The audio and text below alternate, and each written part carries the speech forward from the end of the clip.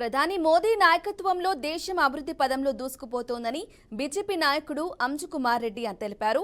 నిర్మల్లోని mini tank bund పై గల అంబేద్కర్ విగ్రహం వద్ద బీజేపీ నాయకులు నిర్వహించిన జాతీయ గీతాలాపన కార్యక్రమంలో ఆయన పాల్గొన్నారు.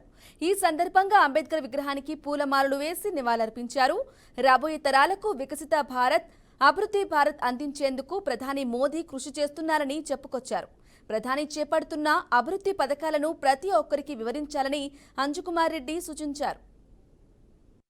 మన భారతదేశానికి స్వాతంత్రం వచ్చి 2047లో శతాబ్ది నిర్వహిస్తున్నాం కాబట్టి ఆ శతాబ్దిలో అమృత కాలంలో మనం భారతదేశాన్ని అభివృద్ధి చేసుకోవాలని చెప్పేసి మన ప్రియతమ నాయకులు ప్రధానమంత్రి నరేంద్ర మోదీ గారు ఏదైతే ప్రకటించారో దానికి అనుగుణంగానే మరియు ఎందరో స్వాతంత్ర సమరయోధులు మరి అమరవీరులు వారి త్యాగాల ఫలంగానే ఇవాళ మనం స్వేచ్ఛా వాయువులు పీల్చుకోవడానికి అవకాశం వచ్చింది.